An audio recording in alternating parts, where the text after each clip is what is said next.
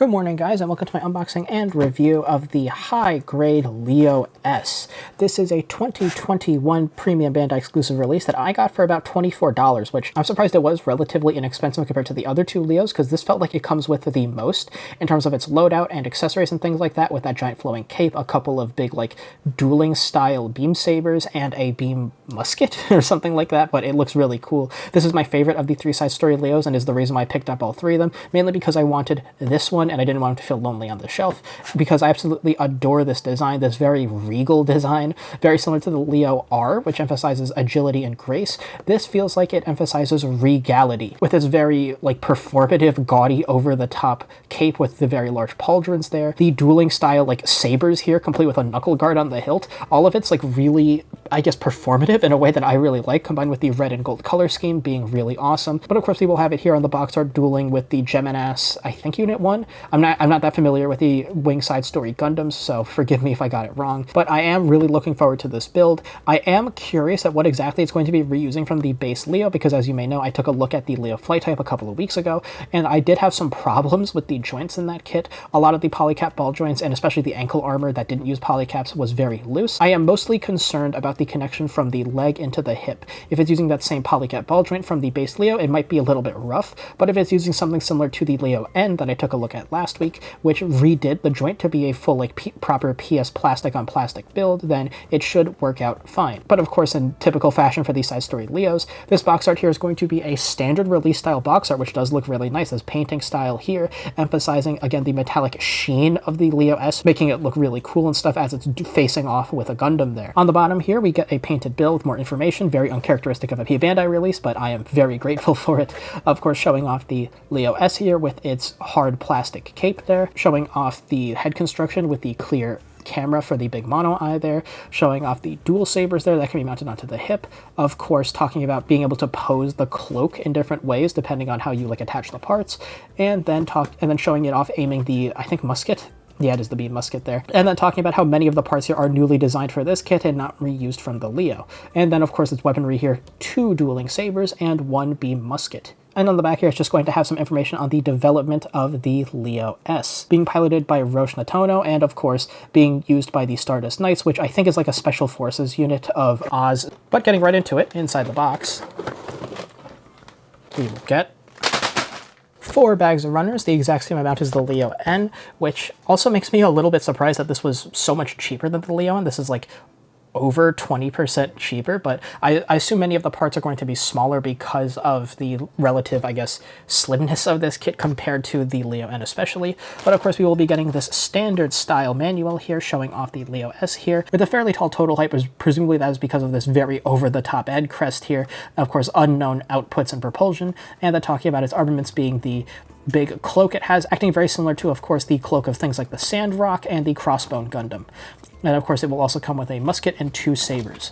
On the back here, much of the same information we saw in the box with the development of the Leo S and talking about its armaments here, and then some information on the Stardust Knights with the Leo S, the Leo N that we took a look at last week, and the Leo R, which I'll take a look at probably next month. I'm not exactly sure. I'm not the biggest fan of the Leo R's design, but we will also get our color guide here in full color, a lot more color variation and things like that, especially compared to the very simple color scheme of the Leo N there. So getting right into the build, of course we will be getting our parts list here, and very similar to the Leo N, it looks like we are not going to be using the majority of the parts on the shared runners from the base Leo, runners A and B here. We were pretty much only going to be using the parts for the thighs there and the parts for the lower arms, same as the Leo N, and also similar to the Leo N, we're only going to be using the knee joints here. Pretty much everything else is going to be reworked for the Leo S, which is quite nice. So getting right into the build. So yeah, it looks like the torso is going to be much less involved than the Leo N, because again, a big part of that kit was its, like, very big wide torso taken from the Tragos. This has a much more conventional, I guess, Leo torso, except it's done up much more ornately, and you see the color separated accents here in gold on the front of the torso. A color correcting sticker for the bar on the inner frame, which was a color inaccurate part on the base Leo that we did not get a color correcting sticker for, so nice that they included something here.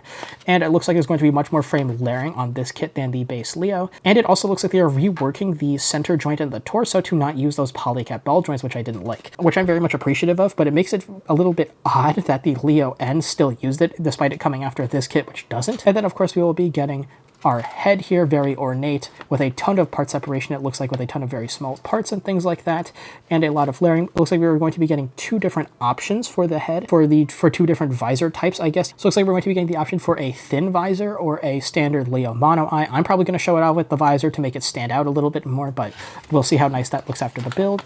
And then, of course, we get into the arms here. And the base shoulder joint looks identical to the standard Leo, but of course where it gets crazy is going to be the giant pauldrons here, which it looks like we cut out with a giant piece of runner still on it, attach it to the shoulder, then snip it off the runner once it's on the shoulder, and then fold it down to make it look a lot more natural, which I'm a big fan of. That'll probably look really nice. Then we get into the lower arm there, which looks identical to the standard Leo, attaching the hands, and then moving on to the legs, which again looks pretty standard Leo-like. It does look like they did rework the ankle armor to just slot into the lower shin instead of it being like a weird ball thing that fit into a little slot that didn't really actually stay there all that well. So that looks like it's going to be quite nice. And it looks like they're reworking the upper leg joint from a polycap ball into a proper PS plastic on plastic joint, which should hold up a lot better than the floppy ball joint that I really didn't like.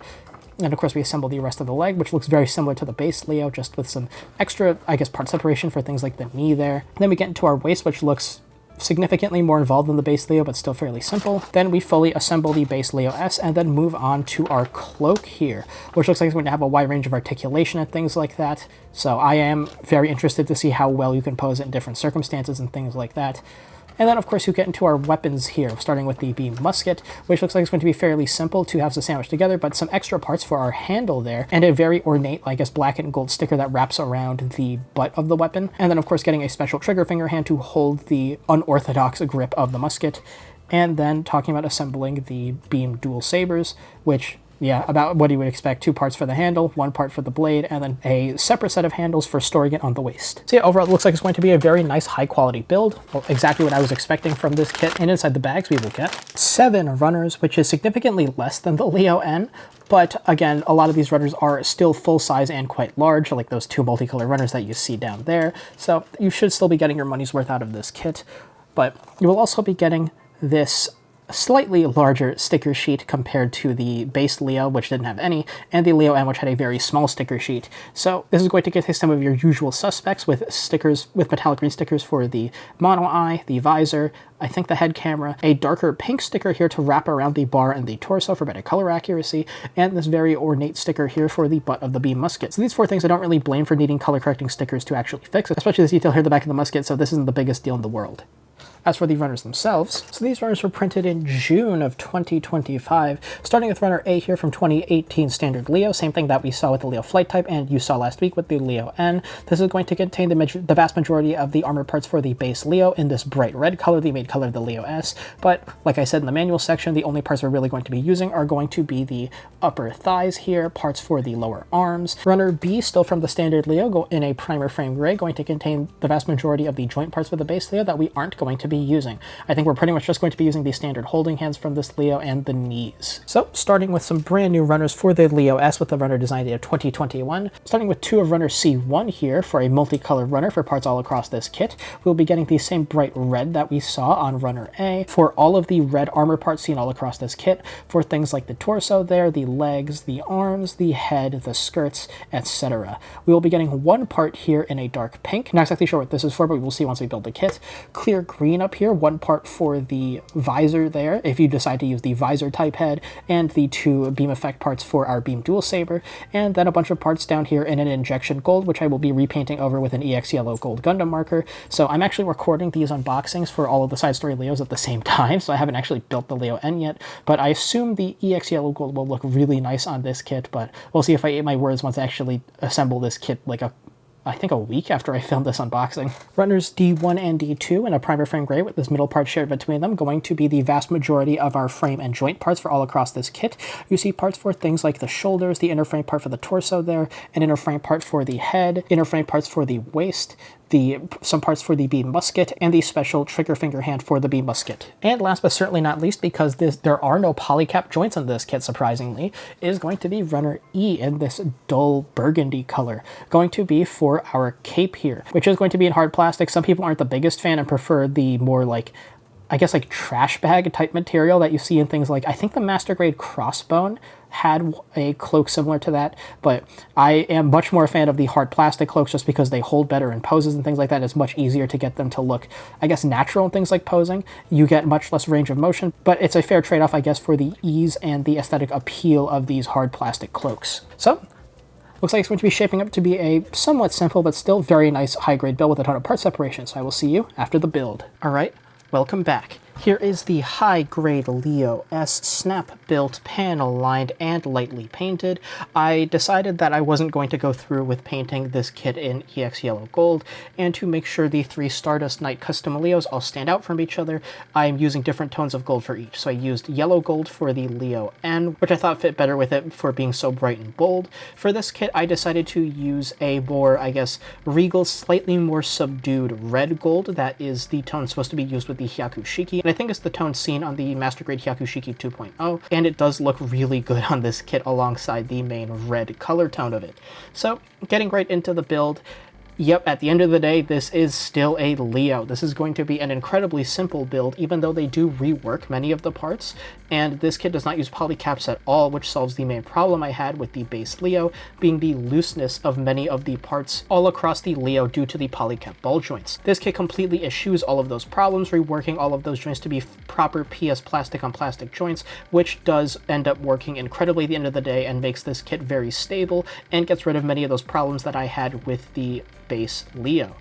However, the build of this kit is still extremely streamlined. This is a very basic kit that really does feel like a customized grunt suit. There is very little complicating of the build process compared to the base Leo, especially compared to the Leo N, which did a lot, especially in the torso, to make it feel more like a slightly more premium modern high grade.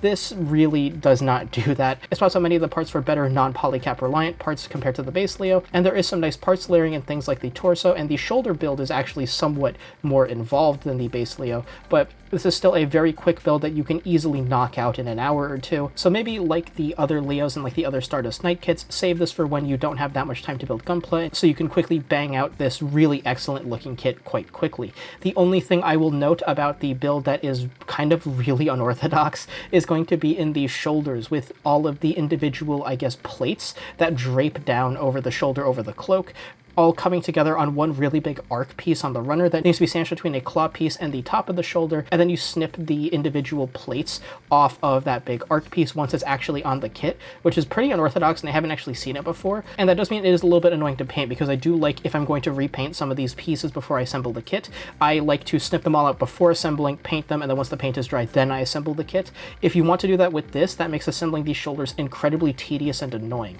So I would recommend you avoid doing that, and either paint the majority of it on the runner on that arc piece before putting it on, and then just applying a second coat of paint once it's fully on to cover up the nub marks that snipping it off the arc leaves, or avoiding painting it altogether until you have the shoulder assembled, and then painting the plates once the shoulder is fully built.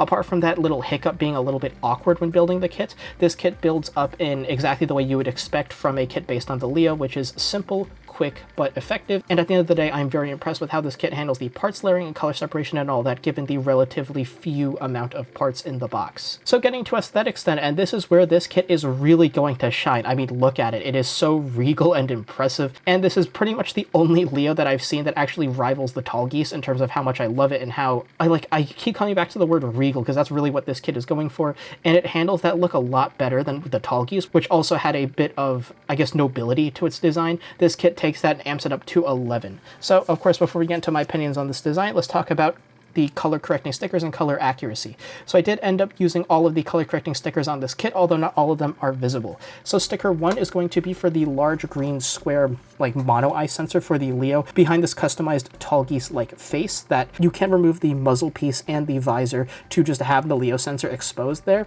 and the kit makes it very easy to do so with this top of the head coming off very easily, and then you can just remove the visor and the muzzle to just have your basic Leo sensor in there if you want. I think it looks pretty bad with just the Leo sensor with how recessed it is. It's very hard to get light to actually bounce off of the Leo's metallic mono eye sticker there, so I don't think it looks very good, and I'm not really going to display this kit like that. So sticker 2 is of course going to be the green metallic sticker that goes on the clear green piece that's acting as the Leo S's visor for the customized face, which I think looks really nice recessed in the head there. It's not quite as recessed as the base Leo Eye's mono eye sensor, so it does reflect the light quite nicely and looks really good.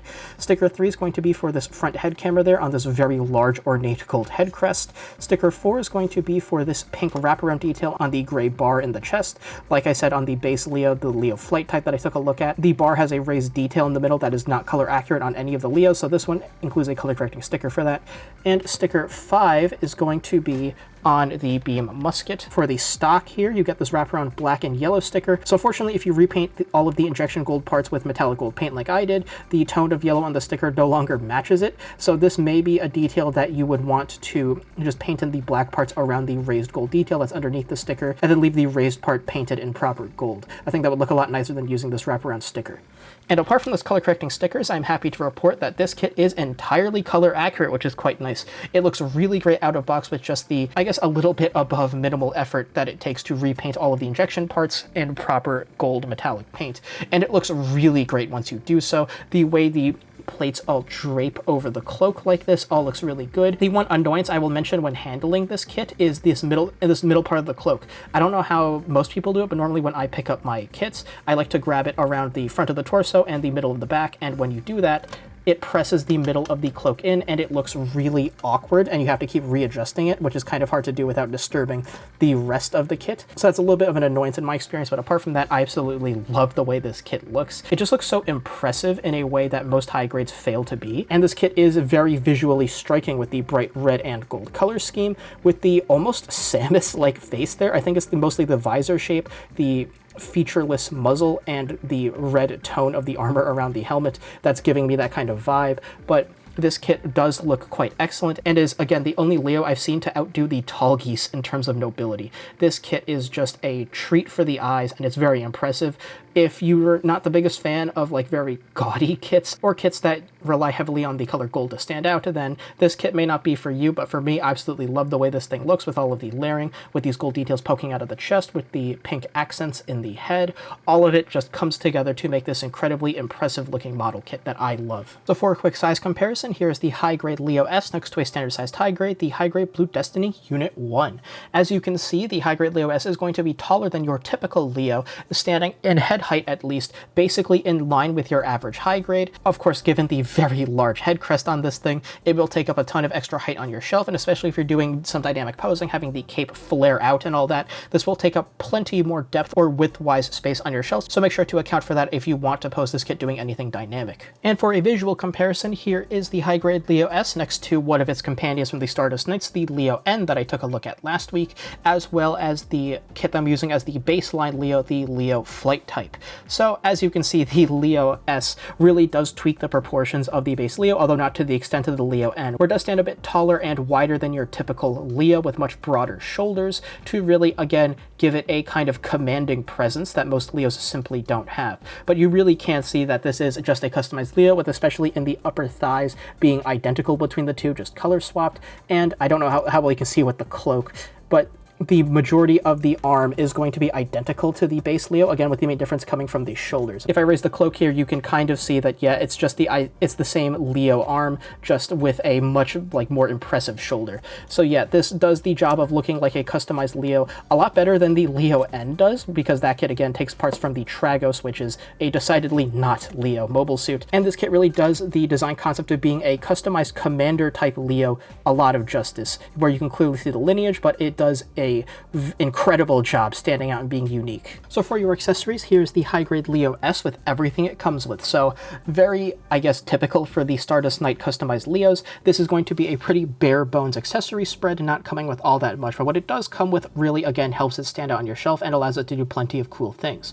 So starting as usual with their hand options, this is of course going to come with the same standard holding hands that the base Leo did, as well as the Leo N, but unlike the Leo N, this will also come with an extra hand option here. This very unique trigger finger hand with an incredibly bent wrist to accommodate the very unique grip of the beam musket. You're pretty much always going to have this fused onto the beam musket if you get this kit because, well, you can't really use this with anything else unless you steal like a Zanbuster or something from a high-grade crossbone Gundam. But besides that, you're really only going to be using this hand with the beam musket. In terms of your melee options then, you will get two different versions of the beam cavalry sword. You will get two stored versions here mounted on the side skirts that are going to have the knuckle guard kind of retracted so you can clip it onto the side skirts, and the actual dome where the beam effect part comes out is going to be smaller to enable it to comfortably fit underneath the cloak and not cause any kind of fit issues. When deployed then, you will have two of these larger handles here with the knuckle guard fully deployed with this dome expanded out and this tip fully extended to be able to mount this beam saber effect part, which does look really impressive on this kit. You're going to be seeing more of it in the posing section. It does look quite excellent and is a very unique melee weapon. You will get this cap piece that goes in the back if you don't want to use the large cloak that this kit comes with. You can just use the standard cap piece that comes with the like standard Tallgeeses and Leo releases and things like that. And for your only ranged option in this kit, you will have this beam musket, which is a little bit short for my liking if you want to have it be a very like impressive ranged weapon with the cloak kind of flying behind the Leo's firing arm as it shoots, but this is still a very unique and cool looking ranged weapon, and you'll see that in the posing section. So yeah, again, very minimal accessory spread. Really the only thing I think are missing would be some open expressive hands to, if you want to show the Leo as like kind of walking forward, throwing the cape behind it, then you would want some open expressive hands that this kit simply does not have, which is a little bit unfortunate. So getting into articulation then, starting as usual with the head. Unlike the other Leos, this kit actually does have some proper head articulation, although it's nothing too crazy. And as you can see here, this red accent part around the head crest does tend to pop off very easily as you try to articulate the head, so be very careful. But for an upward look, you get essentially nothing. This kit can pretty much just look in line horizontally. For a downward look, you can get a fairly nice mean glare out of this kit. You do get some minor side to side tilt, and you can 360 it about the ball joint. Just be very careful you don't scrape anything. In terms of your shoulders then, for a shoulder swing, you get a fairly minor shoulder swing, all things considered, about 30 degrees or less. The shoulder can rotate independently of the arm to facilitate just about a 90-degree side raise. Of course, this cloak can move up and down as well to show like an expression of motion with this kit, which we'll see in the posing section. All of these plates can lift up and down independently. Just be careful because the connection of the actual plate into the claw thing on the shoulder armor isn't particularly strong, so it is pretty easy to actually pop these plates out of the shoulder armor. In the arm then, you get the same single bend in the elbow that all the other Leos have to facilitate a 135-degree bend, and the wrist is going to be on a ball joint, which will do ball joint things. In the torso then, for a forward ab crunch, which is kind of hard to articulate with the cloak and everything, for a forward ab crunch, you get a fairly minor forward ab crunch, all things considered, which is a little unfortunate. You get a surprisingly nice backwards ab crunch, and you get some very nice side to side crunch, courtesy of a dedicated joint for that built into the torso. And yeah, the connection of the arm into the torso isn't particularly strong, so if you articulate the torso, there is a very real risk of the arm just popping off like you saw there. And of course, you can 360 the torso about the peg going into the waist. Again, it's just a bit of a pain to do because of the large cloak. And of course, the cloak on the back is on a hinge that can flip upwards a full 180 degrees, depending on what you want this kit doing. In the waist then, the front skirts come together on the runner, but you can clip them apart to allow for individual articulation. But again, with how minimal they are, there isn't really a reason to do it, but you can flip up the front skirts a full 90 degrees. The side skirts can flip up a very minor amount, maybe 15 degrees, and your back skirts are going to be fixed in place. It can wiggle a little bit, but I think that's a slight fit issue on the kit and not actual like proper planned articulation. In the legs then, there is a slight hip pivot mechanism, where if you pivot one leg forward, the other will pivot back, but it's nothing too major, and it doesn't really lead to many benefits in terms of articulation.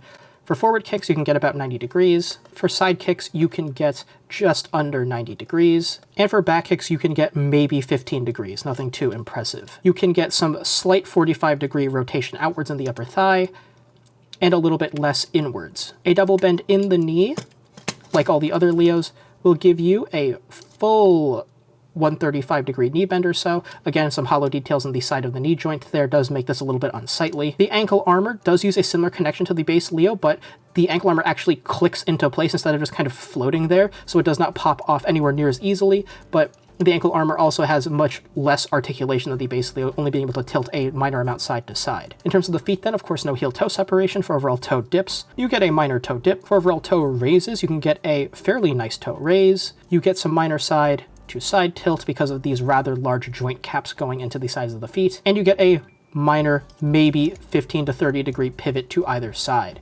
So the Leo S's articulation is decidedly mediocre.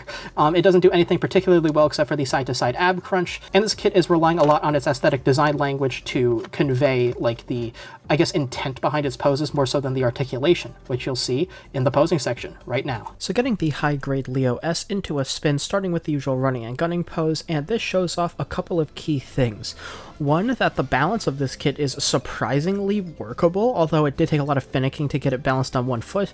It was capable of doing so even with the cloak flowing behind it. And two, it shows off that the cloak is both a blessing and a curse to this kit. While it can't provide a ton of dynamicism as it flows behind the kit and allows it to imply a motion that isn't really happening, much better than it would be without it, the segmented nature of the cloak and the way it attaches to the shoulders also means the arm's freedom of movement is much more limited compared to most other suits. So, case in point, here I was unable to have the beam musket firing off to the side without the cloak also jutting off to the side, which works great in a wide-legged standing pose where it helps the kit look really dynamic with the cloak flowing in the direction that it's firing, but in a running pose like this, where realistically the cloak would be, all of it would be flowing behind the Leo S as it runs, it really doesn't look the greatest. So while this kit is capable of pulling off this kind of pose, I really wouldn't have it doing anything like this on the shelf. The repainted gold, though, does look really great in these kinds of poses, and the shine that it gives as it rotates around here does look really great, so I would recommend that you do repaint the gold parts on this kit to really help it pop. And the beam musket also looks really cool as a weapon. If I didn't like the beam, like, cavalry sabers as much as I do, I would definitely not be disappointed with having this kit just pose with the beam musket doing cool stuff on the shelf just in a natural wide-legged firing pose like you'll see when I talk about it in the conclusion. So to cover all my bases, of course, here is the Leo S crouching. Now originally this was supposed to be way more dynamic with the cloak kind of low and draped around it as it's plunging the cavalry saber down into a down target, but unfortunately, again, with the way the cloak is segmented and the way it attaches to the shoulder, you really can't do that without having the cloak section on the arm that's doing the stabbing out jutting forward, which looks extremely unnatural and looks really poor in general. So while this kit is capable of crouching, it doesn't exactly look the greatest while doing so because it is very hard to balance it while crouching unless you have the cloak acting essentially as a tripod, which also doesn't look great. But this kit you really need to have at the bare minimum in a full standing pose to have the cloak just kind of draped around it at full length, because when you have to flare the cloak out backwards like this to accommodate a pose where it's a little bit lower to the ground, it just looks really awkward in general, and this is far from the best use of this kit. So yeah, while it can crouch, it doesn't really look natural while doing so, and there's no reason to do it on the shelf. So getting the Leo S into the air, here it is kind of flying downward, about to deliver a thrusting stab with the cavalry beam saber to a target, and yeah, this is really where this kit is going to look its best. In poses like this where it's not insanely dynamic, but the lack of dynamicism of the pose itself is more than made up for by the cloak. Again, with the way it flows and flares behind it, it gives this real impression that it is like zooming around at very high speeds, which is where this kit is going to look its best. Again, the cloak is a blessing and a curse. While it does limit your posability, for the poses where it does look natural, it really helps amp up the pose. Like, I originally wanted to have the Leo S with the arm at full extension actually performing the stab, but again, that would rotate the section of the cloak on the right arm forward. That would look really awkward. So having it in this like kind of preparatory about to stab as it dashes pose does look much better, and this is actually something I would consider having this kit do on the shelf.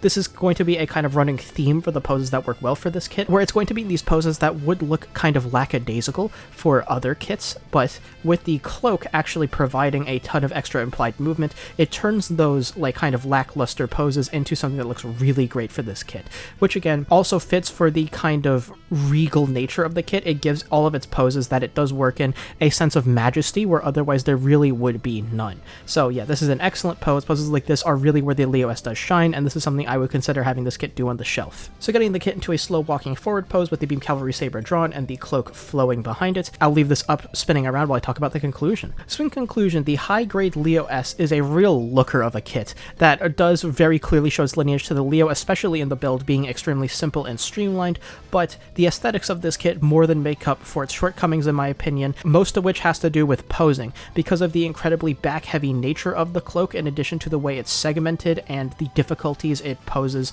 in actually getting the kit into certain natural poses. It does limit your posing options, but where the Leo S works, it really does work.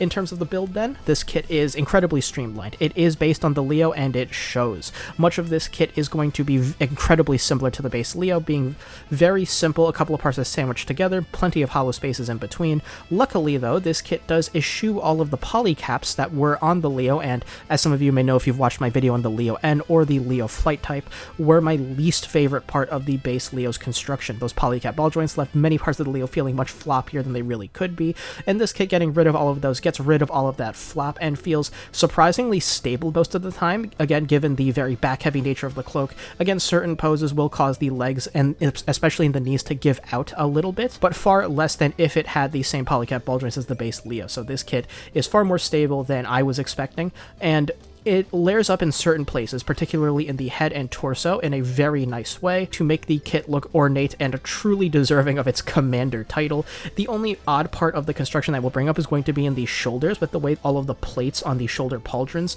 all kind of come on this big arc part of the runner. You sandwich it between two parts on the shoulder, and then you snip out the plates individually. If you do it beforehand, while it makes it easier to paint everything without needing a second coat later, it does make actually constructing the shoulder much more annoying. So if you're planning to repaint the gold parts like I did, definitely build up the shoulder first before painting, or plan to do it in two coats, one before you snip it out of the arc and one after. In terms of aesthetics then, this is where this kit really does shine. Again, this kit kind of embodies the idea of regality and majesty as much as you could cram into the Leo.